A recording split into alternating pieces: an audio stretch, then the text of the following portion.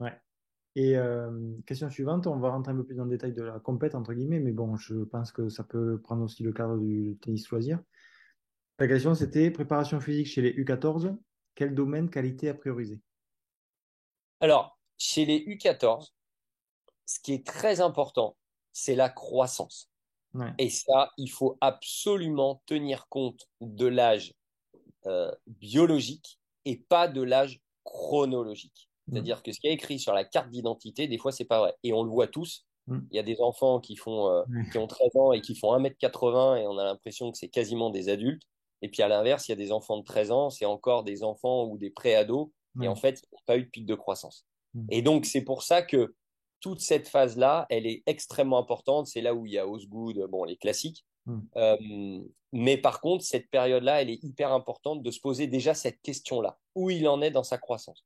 Une fois qu'on a répondu plus ou moins à ça, donc en faisant ne serait-ce que l'évolution de la taille Oui, la taille. Dès qu'on voit une régulièrement, évolution, tous ouais. les 2 ou 3 mois, de mesurer et de voir quelle est la dynamique de progression. Et on voit qu'à un moment donné, bah, les enfants, ils vont prendre 20 centimètres dans l'année, Ouais. ou 15, peu importe, et qu'on va voir que la taille, ça fait ça. Bon, bah, Mm. c'est le pic de croissance, tout simplement. Après, bon, il y a des systèmes de radio, machin, pour voir les cartilages et tout, mais Mm. déjà, de manière très simple, voir comment Mm. les choses évoluent, comment ils sont. Et à partir de là, ça va être donner toutes les habitudes pour moi de renfort musculaire et ne pas Ouais. hésiter à le mettre en place. Alors, tout en tenant compte évidemment de ce pic de croissance et en étant vigilant là-dessus. Mais ça va être tous les basiques au niveau renforcement musculaire, sur Mm. l'aspect, on va dire, plutôt force, Mm. postural, très très important.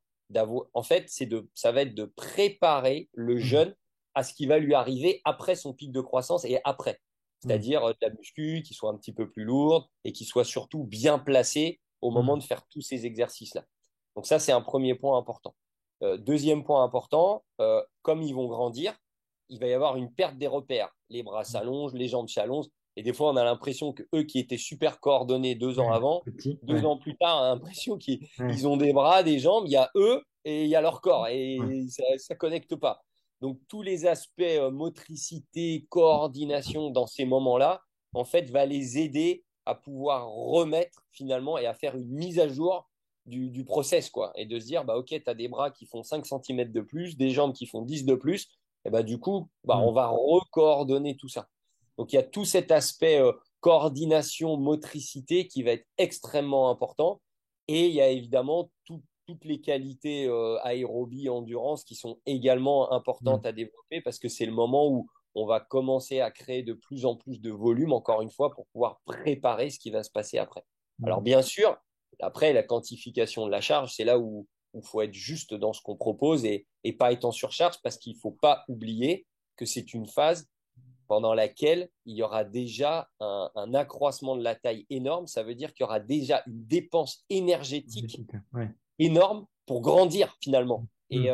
Et c'est souvent là où ils mangent comme 40, ils sont capables de s'envoyer des plats, des montagnes de pâtes ou des choses comme Mm. ça, parce qu'en fait, ils mangent beaucoup, beaucoup, beaucoup, beaucoup.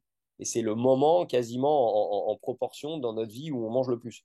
Ouais. Mais ils en ont besoin. Et ils se dépensent beaucoup. Ils se dépensent beaucoup déjà parce qu'ils peuvent avoir une vie qui est plus ou moins active en Bien. Ouais. dehors, Ouais. même si des fois ça le devient de moins en moins avec les portables, les tablettes et tout. Mais bon, mais globalement, il y a quand même cet aspect-là où ils peuvent être actifs. Derrière, ils ont des dépenses énergétiques énormes parce que bah, ils jouent peut-être tous les jours ou en tout cas 4 5 fois par semaine, plus du physique et ainsi de suite.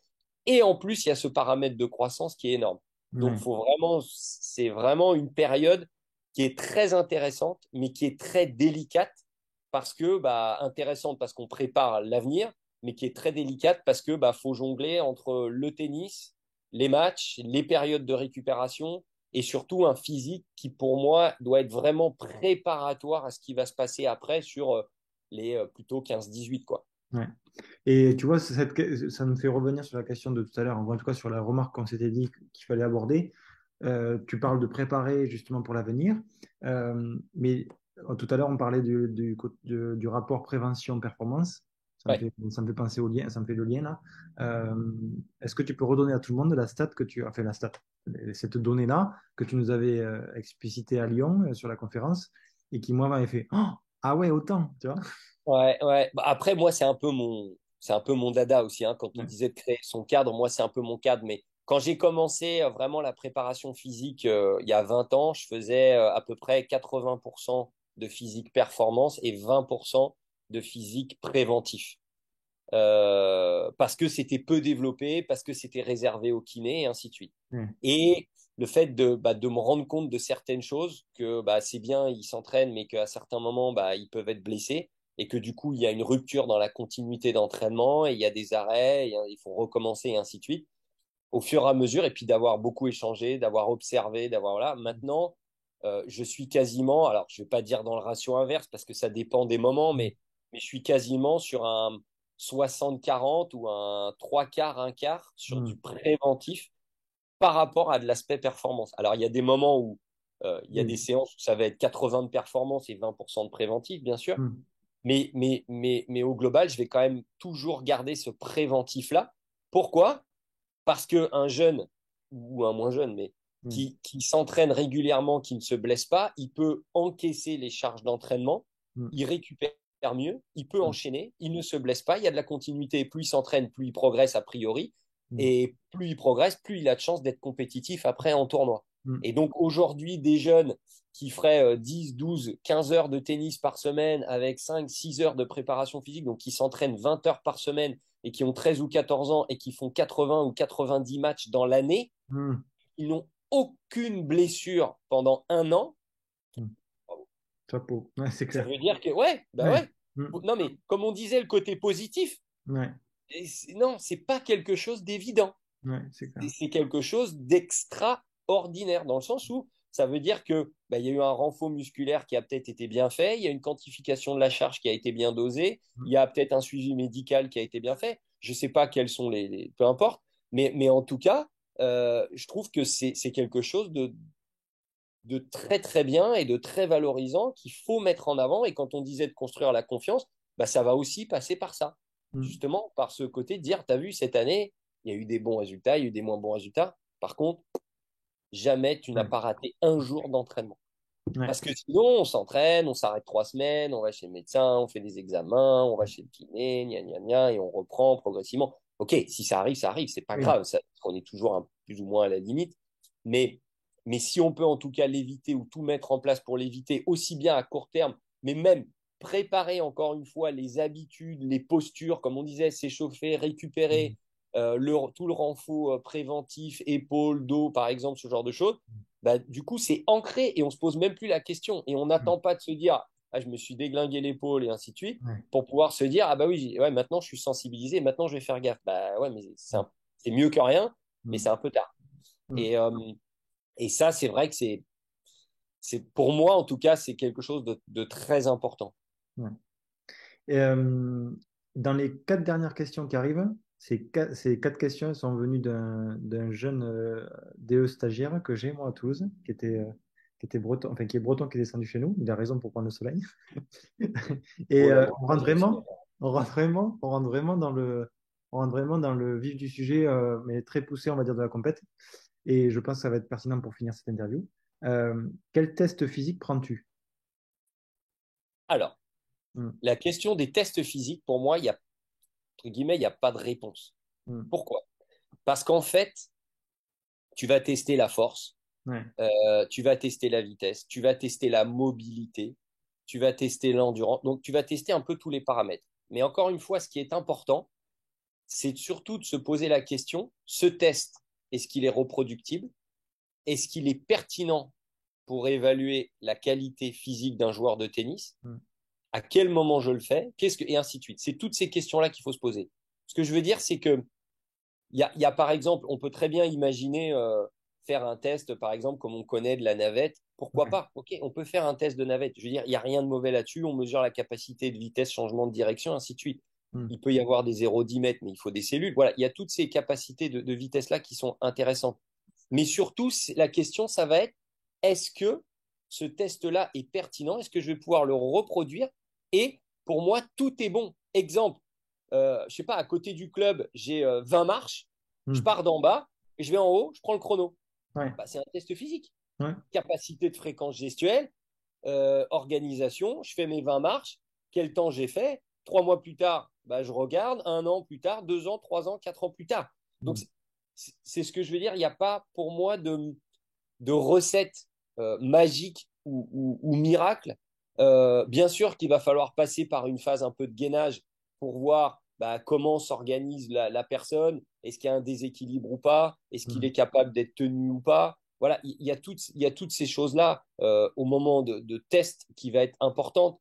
Mais ce que je veux dire, c'est qu'encore une fois, il faut se créer son cadre et pas prendre tout et faire du copier-coller, quoi. Ouais. Et qu'avec peu de matériel sur un terrain, bah, on peut déjà tester beaucoup de choses, quoi, de Mm. manière très très simple.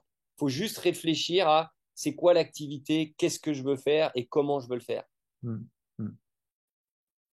Encore une fois, pertinent. Record de corde à sauter. Ouais. Non mais pourquoi pas? Ouais. Ok, ça paraît un peu éloigné.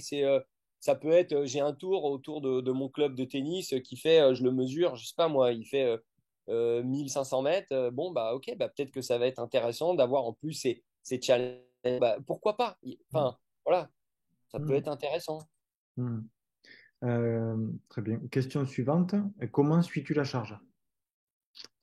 Alors, la charge, je la suis déjà en notant tout.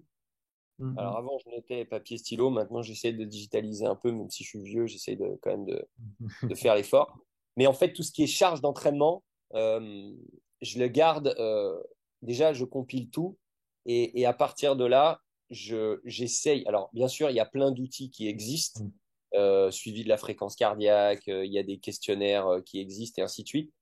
Mais pour avoir ce suivi, principalement, moi, je note tout ce que j'ai fait, que ce soit aussi bien les exercices, le nombre de séries, le poids utilisé et ainsi de suite. Mm. Bien sûr, il y a les tests physiques qui me permettent en fait de savoir quelle dynamique des charges j'ai eu, à quel moment il s'est reposé, combien de temps et ainsi de suite. Et puis, je me mets des fois des petites notes, des petits commentaires aussi, parce que dans l'instant, des fois, c'est plus Mm. parlant et on est content d'une année sur l'autre de se dire, ah bah tiens, finalement, j'avais fait ça à ce moment-là, il en Ouais. était là à ce moment-là, je plaçais telle séance à ce moment-là, il s'est reposé là et derrière pour essayer de toujours mieux comprendre en fait comment les choses fonctionnent.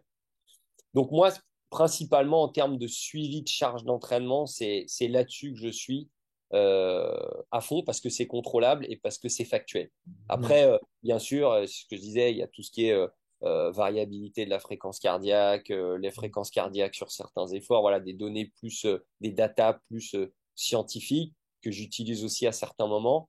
Mm.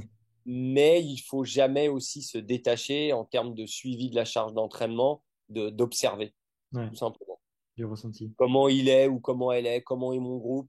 Est-ce qu'il est, je vois qu'il est fatigué, est-ce qu'il a de l'entrain, est-ce qu'il est souriant, est-ce qu'il est positif, est-ce qu'il a envie de s'entraîner, est-ce que je sens qu'il y a une bonne énergie ou alors je sens qu'il y a un peu de fatigue et dans ces cas-là, bah, peut-être qu'il va falloir que je ralentisse ou au contraire, il va falloir que je rebooste un peu parce qu'il y a une perte de motivation alors qu'il n'y a pas de raison d'être fatigué Ouais. parce qu'on vient d'un bloc plutôt récup. Enfin, c'est toutes ces questions-là aussi pour moi qui sont subjectives mais qui sont énormément dans l'observation. Parce Ouais. il y a la charge externe, Mm. comme on sait, il y a la charge externe, ce qu'on envoie, et il y a la charge interne, c'est comment c'est vécu à l'intérieur. Et l'observation de cette charge interne, les datas sont là pour finalement indiquer ou voir si on a été dans le bon sens Ouais. par rapport à l'observation qu'on a pu avoir, nous, de comment ils sont, quoi, tout simplement. En Mm. ce moment, il arrive souvent en retard. Ok, pourquoi? Bizarre. Parce que normalement, ok, je vais Mm. chercher à comprendre pourquoi. Et dans cette suivi de charge, justement, ça découle de ça aussi. Mm. On en revient sur les questions de tout à l'heure qu'on parlait d'empathie, de bienveillance. C'est s'intéresser à son joueur et sa joueuse, ou son groupe actuellement. Ouais. Euh, c'est fondamental, tu vois, de s'intéresser et pas vouloir appliquer bête et méchant ce qu'on avait prévu de faire, même si on était hyper content de la création de la séance qu'on a fait, tu vois. Ouais, on se fait plaisir en fait. Ouais, ouais, c'est Ah, ça. j'ai fait une belle séance, je suis content, j'ai Ouais, vraiment envie de la faire. Bah ouais, mais peut-être qu'en ouais, mais fait, si eux, non, n'importe. eux, pas du tout. Ou en tout cas, c'est Peut-être qu'il pas à faut ce y aller. moment-là, tu vois. Peut-être qu'il faut y aller et dire ah, non, non, on va le faire parce qu'à un moment donné, on va le faire. Ok, mais en tout cas, j'ai pris conscience et j'ai pris l'info Ouais. qu'il y avait une fatigue ou peu importe, il y avait quelque chose. Et après, je décide. Mais en Ouais. tout cas, j'ai pris l'info. Et Mm, c'est pas tout le temps, je prends l'info, je m'en fous de l'info. Je prends l'info, je m'en fous de l'info. Non, non, mm. je prends l'info et en fonction de ça, je m'adapte. Je note. S'il Ouais. y a besoin de s'adapter. Ouais, bien sûr. Et ça, c'est très. Enfin, globalement, c'est rare. Quand tu as Ouais, préparé ta séance, tu as tout écrit ou quoi, tu as tout noté. ça Quand fait tu as chier. tout fait exactement ce que tu avais prévu, c'est rare. Mm, mm. Ou à moins que tu l'aies fait en live avec lui, quoi. Si tu l'as créé en même temps que lui. Mais bon. Ouais, ouais, et encore, Ouais. dans l'instant, des fois, ouais. Avant-dernière question, du coup. Quelle méthode utilises-tu pour développer la vitesse et l'explosivité des joueurs? Alors, tout ce qui est. Il y a deux aspects. Il y a le Ouais. côté explosivité d'abord, qui pour moi, c'est tout ce qui est force explosive. Donc, ça va être, on va dire, gestion de charge légère Mhm. pour vraiment travailler sur tout ce qui est. Travailler contre résistance, mais contre résistance légère pour améliorer toute cette explosivité. Alors que ce soit en muscu ou ça peut être du tracté ou ce genre de choses. Mhm. J'utilise pas mal aussi tout ce qui est contraste de charge. Ça, Mhm. j'aime bien aussi. Donc, on va dire lourd, léger ou ça peut même être léger vers un peu de plio ou ce genre de choses. Donc tout ce qui est vraiment méthode, on va dire, relativement classique d'amélioration de la force explosive. Mhm. Et pour moi, cette force explosive, finalement, la vitesse, c'est juste une capacité à pouvoir développer cette force en un temps court, le Ouais. plus court Ouais. possible. Mhm. Donc, donc finalement, dans cette notion de vitesse aussi, il y a cette notion d'explosivité, évidemment, mais, alors après, on peut jouer sur les mots et tout, dans cette notion de vitesse, pour moi, il y a une notion aussi qui est indispensable, c'est une notion de contrôle de cette vitesse. Mhm. Parce que le joueur de tennis le plus rapide n'est pas le Mhm. joueur de tennis qui bouge le mieux sur un terrain de tennis. Je pense qu'on a tous vu Federer qui disait dans la dernière conférence de presse, les joueurs les meilleurs sont les great movers, Mhm. c'est-à-dire sont ceux qui bougent le mieux. Mais ça, c'est hyper intéressant parce qu'il dit c'est ceux qui bougent le mieux. Il Mhm. n'a pas dit ce sont les joueurs les plus rapides. Il a dit Ouais. ce sont ceux qui bougent le mieux. Et ça, Mhm. c'est très important parce que c'est évidemment cette capacité à être équilibré, c'est cette capacité à être coordonné, c'est cette capacité, oui, à aller vite, mais pas que.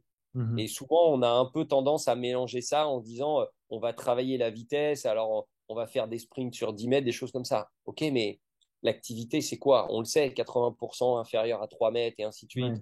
Bon, ok, on le sait à peu près en fonction des surfaces, des types de jeux et ainsi de suite, mais globalement, on est dans un périmètre court. Et du coup, qu'est-ce que je fais dans ce périmètre-là? La capacité à prendre l'information, la capacité à prendre la bonne information, la capacité à anticiper. Enfin voilà, il y a tout un tas de paramètres qui sont hyper importants à prendre et d'avoir cette base de vitesse, oui, mais il n'y a pas que ça. Et même, on reparlait des tests physiques juste avant, tu peux très bien avoir un joueur qui bouge, qui est rapide, qui va Mhm. très vite, mais qui bouge mal. Ouais. Ouais. Il Mhm. bouge mal. Tu prends un coureur de 100 mètres qui ferait, je sais pas moi, 10 ou 11 secondes au 100 mètres, Mhm. tu le mets en train de bouger sur un terrain de tennis, il va pas savoir Ouais. correctement Ouais. bouger ou plus Mhm. difficile. Et à l'inverse, peut-être que bah, tu vas avoir quelqu'un que tu vas considérer comme peut-être lent, Mhm. mais par contre, en étant lent, il bouge très très bien en fait. Mhm. Parce qu'il a la notion de rythme, parce qu'il est coordonné, il est équilibré. Et au final, bah, c'est un joueur ou une joueuse qui bouge très bien sur un terrain de tennis. Ouais. Donc, voilà, je ne sais pas si j'ai exactement été clair Oui. sur le côté voilà, explosivité, vitesse. Mais dans cette vitesse, bien sûr, il y a les paramètres de fréquence gestuelle, il y a les paramètres de temps de réaction. Enfin, voilà, on peut mettre plein de choses à l'intérieur dans tous les éléments de la vitesse. Mais il ne faut pas oublier dans cette vitesse de se dire c'est quoi la vitesse sur un terrain de tennis. Ça, Ouais. c'est hyper, hyper, hyper important. Tenir Faut compte de surtout pas l'oublier. tenir compte de l'activité. Ouais. Dernière question. Ouais. Quelle stratégie de récupération utilises-tu avec tes joueurs? Alors, il y a pareil, il y a eu toute la période, on allait et on se congelait. Euh, on se mettait dans le congélateur. Mm. Euh, Maintenant, c'est vrai que, alors à la fois, j'utilise, en fait, dans ces méthodes de récupération, il y a à la fois la récupération nutritionnelle, comme Mm. on disait avant, c'est-à-dire, bah, déjà, ça va être boisson, ça va être alimentation, toutes ces choses-là déjà qui sont basiques. Mm. Après, bien sûr, il y a tout ce qui est récupération aussi bah, du sommeil, la qualité du sommeil, ça c'est des choses qui sont importantes. Il va y avoir toutes les méthodes aussi qu'on connaît d'alternance, bain, chaud, froid, éventuellement cryothérapie, mais tout ça à voir évidemment comment est-ce qu'on le place, à quel moment on le place et si on peut y accéder, parce que la cryothérapie c'est bien, Ouais. mais il faut pouvoir y accéder. Il y a évidemment tous les étirements. Alors, toujours pareil, débat des étirements. Moi, pour moi, c'est très clair. Les étirements, ils doivent être faits parce que c'est des gains d'amplitude Mm. et que les étirements ne blessent pas. Maintenant, ça dépend comment ils sont faits et ça dépend quand ils sont faits. Exactement. Ouais, ouais. Voilà. Et si on tire comme une brute tout de suite après Après. l'effort, sur un, voilà, voilà. Donc, on sait maintenant. Je pense qu'il y a quand même un consensus qui arrive là-dessus de se dire c'est quelque chose d'important, notamment chez nos jeunes. On voit qu'ils ont tendance à être de plus en plus raides, phénomène de croissance, Mm. plus activité des fois assis toute la journée, que ce soit en voiture, à l'école, bon voilà, ce genre de choses fait qu'aujourd'hui le travail d'étirement et de mobilité va être quelque chose d'extrêmement important. Donc il y a tous ces aspects-là, et puis il y a l'aspect aussi quand on peut l'avoir, et je pense que c'est une volonté, même si on ne l'a pas au quotidien, c'est kiné, pour Mm. tout ce qui est finalement lanceur d'alerte un peu, de dire attention, j'ai une petite tension là, Ouais. je fais des levées de tension, j'ai un petit massage de récup, j'ai ce genre de choses, une espèce de veille un peu médicale qui est hyper importante. Alors évidemment, avec des top joueurs, on a la chance d'avoir les kinés à disposition, donc c'est quasiment des séances de kiné tous les jours Mm. pour pouvoir masser, drainer, faire des levées de tension, étirer de manière passive sur la table, enfin ce genre de choses. Mais quand on n'a pas la possibilité, je pense que c'est bien de trouver un kiné qui serait intéressant et intéressé pour pouvoir avoir une veille, même si c'est une fois par semaine ou deux fois par mois, pour Ouais. justement avoir cette espèce de veille et de suivi médical. Donc, la récupération, elle est vraiment plurielle en fait, parce Ouais, que en fonction des moments, qu'est-ce que tu vas plus ou moins utiliser, en fonction du temps que tu as, en fonction de la disponibilité. Euh, mais bon, je reste encore une fois sur mes incontournables la qui base. vont être le nutritionnel, donc bien boire, bien manger, le sommeil, être capable aussi de pouvoir s'étirer pour regagner de la mobilité et ainsi de suite. Voilà, c'est des choses qui sont relativement simples, qu'on peut faire sans moyens particuliers Ouais. et qui sont sur lesquels il faut être en fait vigilant et pas croire que c'est par des méthodes nouvelles ou en tout cas des méthodes externes qu'on va pouvoir finalement gommer des choses en fait. Et Et il faut aller un peu la face en fait, je trouve. je vais en rajouter une question concernant les rouleaux de massage. Oui, l'automassage, Avant, après, les deux. les deux. Mm. Les deux. Avant, c'est très intéressant, justement. Ça peut être très intéressant. Et après aussi, pour justement tout ce qui est relâchement musculaire aussi. En fait, pour moi, le rouleau d'automassage, c'est le kiné qu'on n'a pas, quoi, un Oui, peu. oui, oui. C'est le kiné de poche, en fait. Mais Et par contre, c'est super, ouais. Du coup, c'est vachement accessible et je trouve que pour nos joueurs, justement, dans le côté sensibilisation, encore une fois, c'est très ouais, important, tu vois. Mm. mais si tu veux, pour moi, ce côté automassage, il vient pas en un. C'est-à-dire que Mm. si par Oui, oui, exemple, encore oui, une fois, on dit ouais, oui, ils font de oui. l'automassage, c'est bien. Alors, ok, ils sont là à se rouler, ok, très bien. Mais par contre, pendant ce temps-là, peut-être qu'ils boivent pas Oui. suffisamment, qu'ils Mm. mangent mal ou n'importe quoi et qu'ils dorment pas. Donc, ok, Mm. ils ont fait. Voilà. Donc, c'est toujours une question de prioriser les choses et d'être bien vigilant là-dessus. Mais c'est sûr que l'automassage, en plus avec une balle de tennis, par exemple, pour tout ce qui est voûte plantaire, ce genre de choses, c'est des points comme ça qui sont très importants à développer. Ça, c'est sûr à utiliser. Mais moi, Ouais, perso, je ne le mettrai pas en un. Déjà, faisons bien les choses. ouais, Et après, on viendra mettre de l'automassage ouais, d'accord. en Mm. échauffement pour Il y tout ce qui est avait, fond. il y avait Kylian Jornet qui avait partagé un petit visuel là bien, bien représentatif des techniques de récupération en mettant du plus cher au moins cher et du plus efficace au moins efficace. J'ai pas vu. Ah bon? J'ai Je le pas vu. partagerai, je le mettrai, c'est super pertinent. C'est vraiment super pertinent. Et vraiment, tu vois évidemment on rejoint ce qu'on dit, hein. C'est cette base qu'il faut absolument avoir, qui est la moins chère et qui est la plus efficace. Point, tu vois. Bah, ouais.